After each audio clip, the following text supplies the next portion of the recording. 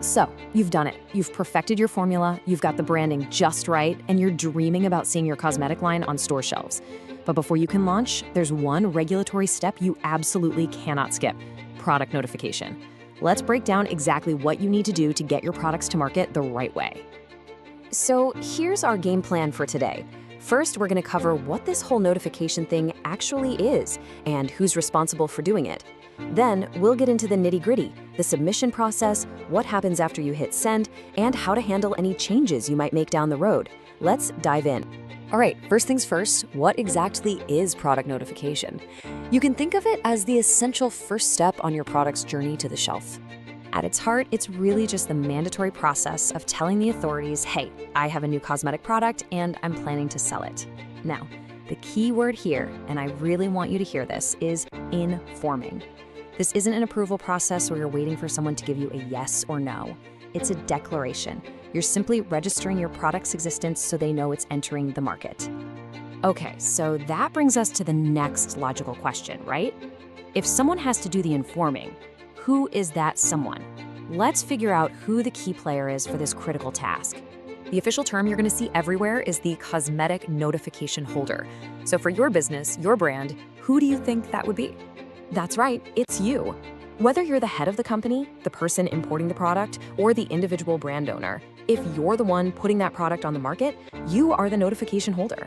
The responsibility lands right on your shoulders, and that comes with a few specific duties. As the holder, you're the one who has to submit the notification, but it doesn't stop there.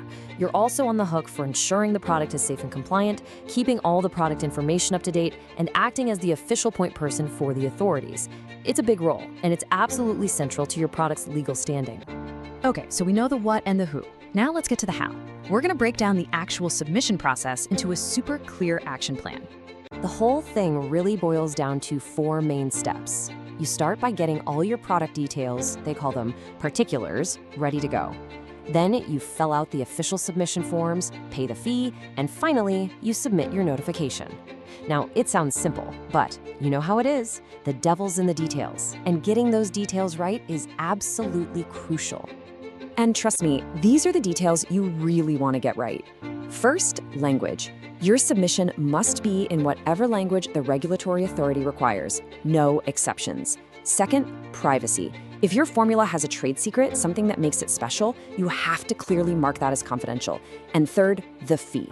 Please double check the current fee schedule. Paying the wrong amount is such a simple mistake, but it can cause major delays.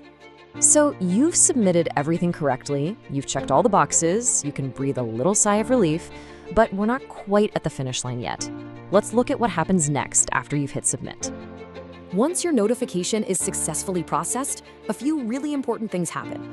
You'll get what's called a validity period, which is basically how long your notification is active. You'll also receive a unique notification number for your product. And here's the best part. This is the green light. You can now legally start making or importing your product to sell. I want to spend just a second on this because it's so important.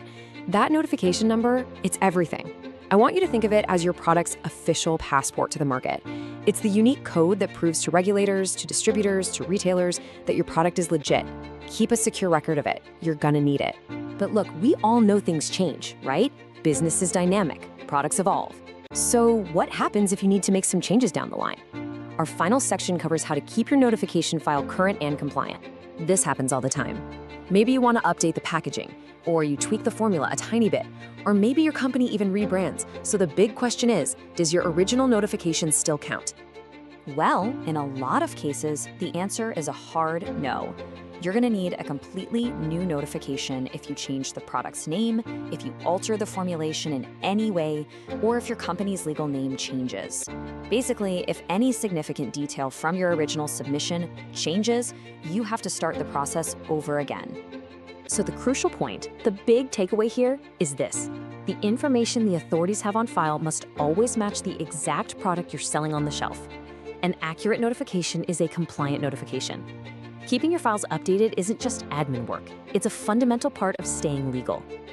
And there you have it, from understanding the what and the who, to walking through the submission process, and even maintaining compliance over time.